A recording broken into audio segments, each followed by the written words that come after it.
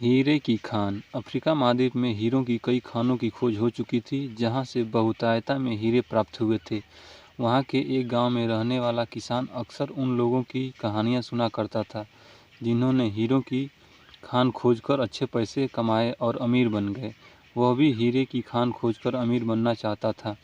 एक दिन अमीर बनने के सपने को साकार करने के लिए उसने अपना खेत बेच दिया और हीरों की खान की खोज में निकल पड़ा। अफ्रीका के लगभग सभी स्थान छान मारने के बाद भी उसे हीरों का कुछ पता नहीं चला। समय गुजरने के साथ उसका मनोबल गिरने लगा। उसे अपना अमीर बनने का सपना टूटता दिखाई देने लगा। वह इतना हताश हो गया कि उसके जीने की तमन्ना ही समाप्त हो गई और एक दिन उसने नदी में कूदकर अपनी जान दे दी। इस दौरान दूसरा किसान, जिसने पहले किसान से उसका खेत खरीदा था, एक दिन उसी खेत के मध्य बहती छोटी नदी पर गया। सहसा उसे नदी के पानी में से इंद्रधनुष प्रकाश फूटता दिखाई पड़ा। उसने ध्यान से देखा तो पाया कि नदी के किनारे एक पत्थर पर सूर्य की किरणें पड़ने से वह चमक रहा था। किसान ने झुककर वह पत्थर उठा लिया और घर ले आया। वह एक खूबसूरत पत्थर था। उसने सोचा कि यह सजावट के काम आएगा और उसने उसे घर पर ही सजा लिया। कई दिनों तक वह पत्थर उसके घर पर सजा रहा। एक दिन उसके घर उसका एक मित्र आया। उसने जब वह पत्थर देखा तो हैरान रह गया। उसने किसान से पूछा, मित्र, तुम इस पत्थर की कीमत जानते हो? किसान ने जवाब दिया, नहीं, मेरे ख्याल से ये हीरा है, शायद अब तक खोजे गए हीरों में सबसे बड़ा हीरा। मित्र बोला।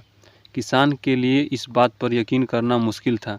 उसने अपने मित्र को बताया कि उसे यह पत्थर अपने खेत की नदी के किनारे मिला है। वहाँ ऐसे और भी पत्थर हो सकते हैं। दोनों खेत पहुँचे और वहाँ से कुछ पत्थर नमूने के तौर पर चुन लिए। फिर उन्हें जांच के लिए भेज दिया। जब जांच रिपोर्ट आई तो किसान के मित्र की बात सच निकली। वे पत्थर हीरे ही थे। उस खेत में हीरों का भंडार था। वह उस समय तक खोजी गई सबसे कीमती हीरे की खदान थी। उस खदान का नाम किमरले डायमंड माइंस है। दूसरा किसान उस खदान की वजह से मालामाल हो गया। पहला किसान अफ्रीका में दर बदर भटकता रहा और अंत में अपनी जान दे दी, जबकि हीरे की खान उसके अपने खेत में उसके कदमों तले ही थी। सीख।